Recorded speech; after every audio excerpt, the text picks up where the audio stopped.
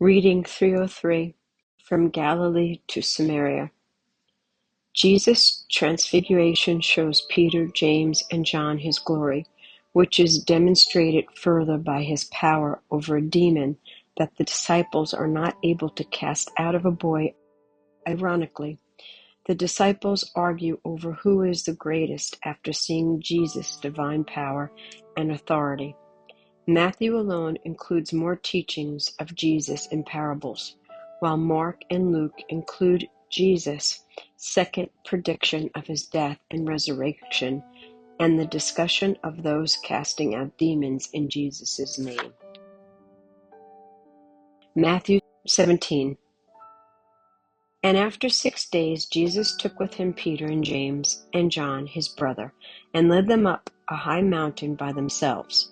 And he was transfigured before them, and his face shone like the sun, and his clothes became white as light. And behold, there appeared to them Moses and Elijah talking with him. And Peter said to Jesus, Lord, it is good that we are here. If you wish, I will make 3 tents here, one for you, and one for Moses, and one for Elijah.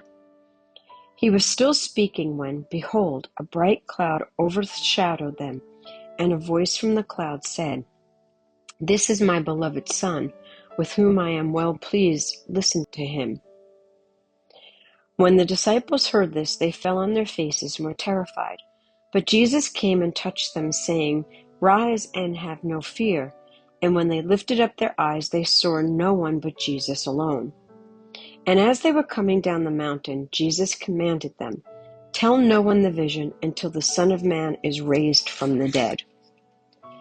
And the disciples asked him, Then why do the scribes say that first Elijah comes? He answered, Elijah does come, and he will restore all things. But I tell you that Elijah has already come, and they did not recognize him, but did to him whatever they pleased. So also the Son of Man will certainly suffer at their hands. Then the disciples understood that he was speaking to them of John the Baptist. And when they came to the crowd, a man came up to him, and kneeling before him said, Lord, have mercy on my son, for he has seizures, and he suffers terribly. For often he falls into the fire, and often into the water. And I brought him to your disciples, and they could not heal him. And Jesus answered, O faithless and twisted generation, how long am I to be with you? How long am I to bear with you? Bring him here to me.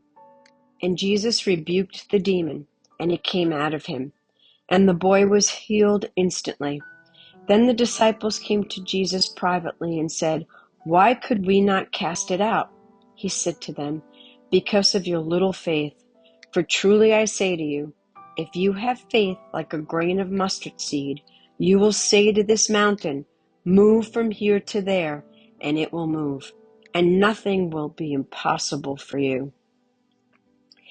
As they were gathering in Galilee, Jesus said to them, The Son of Man is about to be delivered into the hands of men, and they will kill him, and he will be raised on the 3rd day, and they will greatly distress. When they came to Capernaum, the collectors of the 2 drachma tax went up to Peter and said, Does your teacher not pay the tax? He said, Yes. And when he came into the house, Jesus spoke to him first, saying, What do you think, Simon? From whom do kings of the earth take toll or tax? From their sons or from others? And when he said, From others, Jesus said to him, Then the sons are free. However, not to give offense to them, go to the sea and cast a hook and take the first fish that comes up. And when you open its mouth, you will find a shekel.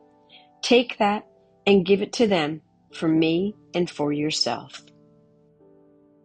Matthew 18. At that time the disciples came to Jesus, saying, Who is the greatest in the kingdom of heaven? And calling to him a child, he put him in the midst of them and said, Truly I say to you, unless you turn and become like children, you will never enter the kingdom of heaven. Whoever humbles himself like this child is the greatest in the kingdom of heaven. Whoever receives one such child in my name receives me.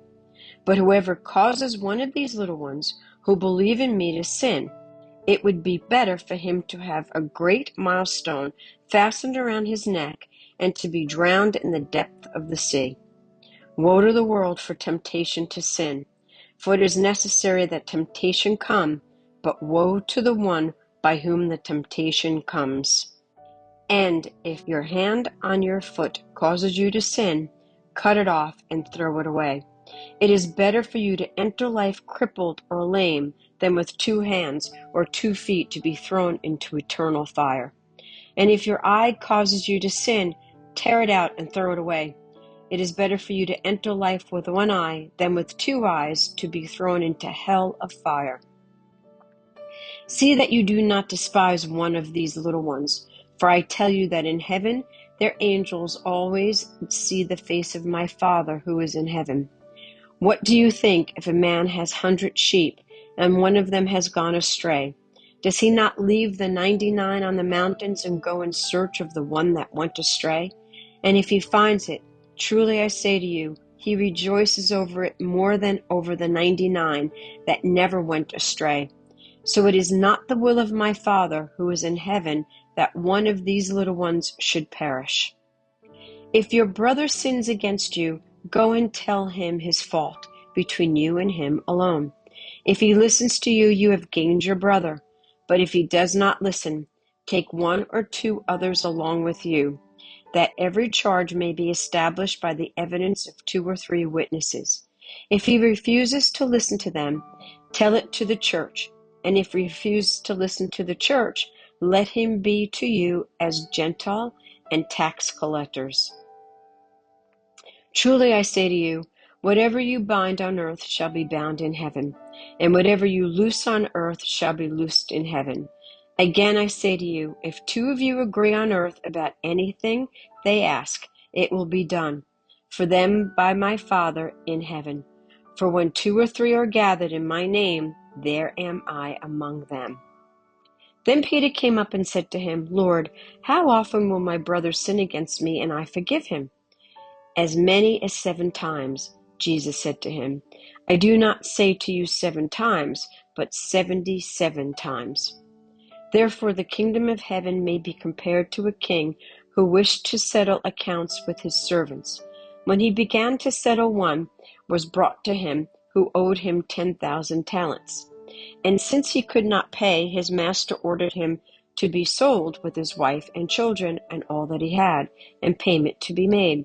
So the servant fell on his knees, imploring him, Have patience with me, and I will pay you everything. And out of pity for him, the master of that servant released him and forgave him the debt. But when that same servant went out, he found one of his fellow servants owed him 100 denarii. And seeing him, he began to choke him, saying, Pay what you owe. So his fellow servant fell down and pleaded with him, Have patience with me, and I will pay you. He refused and went and put him in prison until he should pay the debt.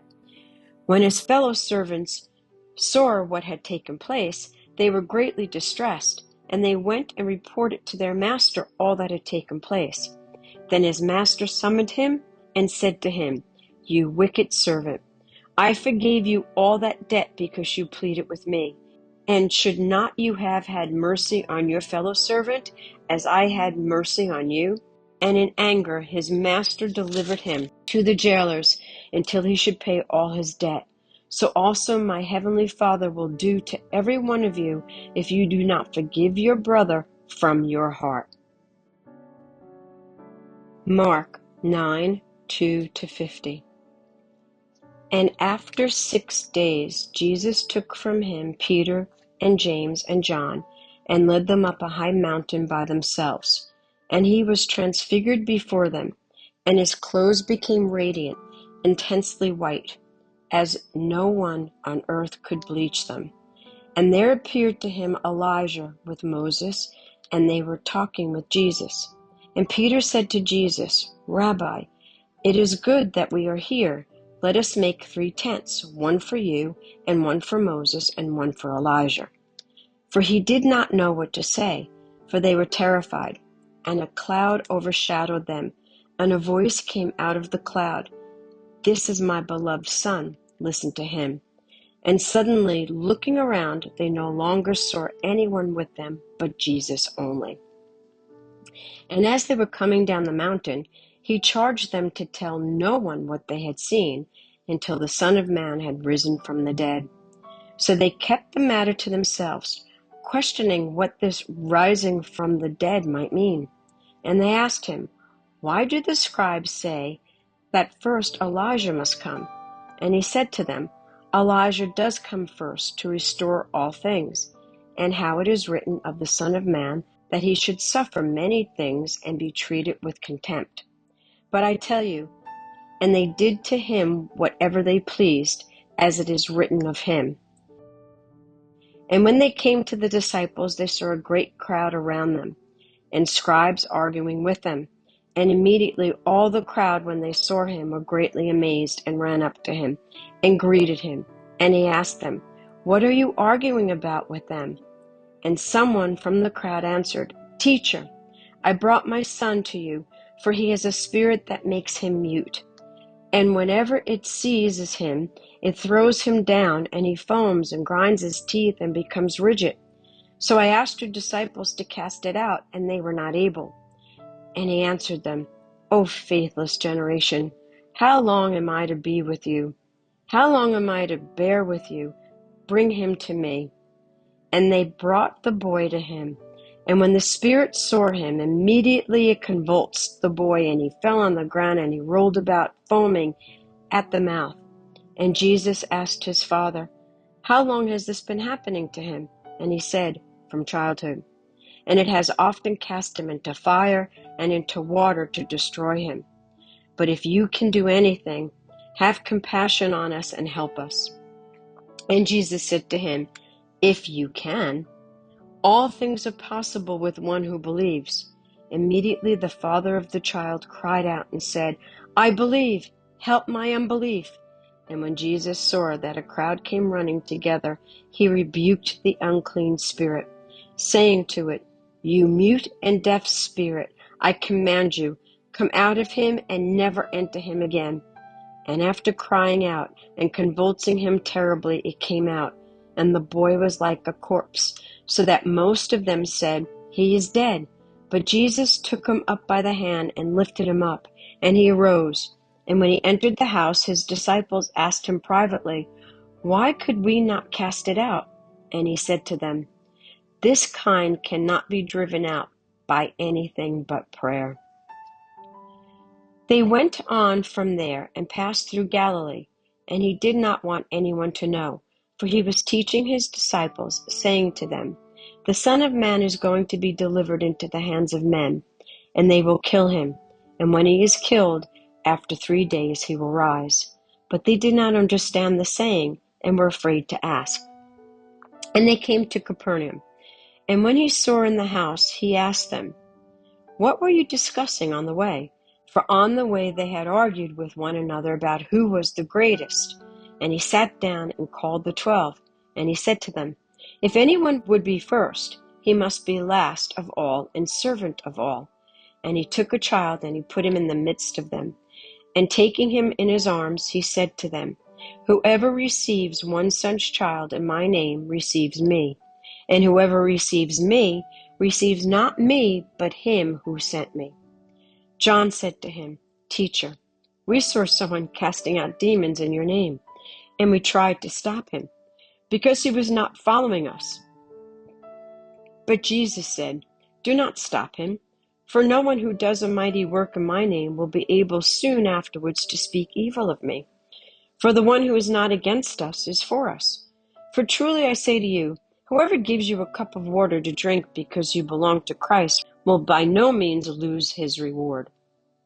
Whoever causes one of these little ones who believe in me to sin, it would be better for him if a great millstone were hung around his neck and he were thrown into the sea. And if your hand causes you to sin, cut it off. It is better for you to enter life crippled than with 2 hands, to go to hell, to the unquenchable fire. And if your foot causes you to sin, cut it off. It is better for you to enter life lame than 2 feet to be thrown into hell. And if your eye causes you to sin, Tear it out. It is better for you to enter the kingdom of God with one eye than with two eyes to be thrown into hell, when their worm does not die and the fire is not quenched. For everyone will be salted with fire. Salt is good, but if the salt has lost its saltiness, how will you make it salty again? Have salt in yourself and be at peace with one another.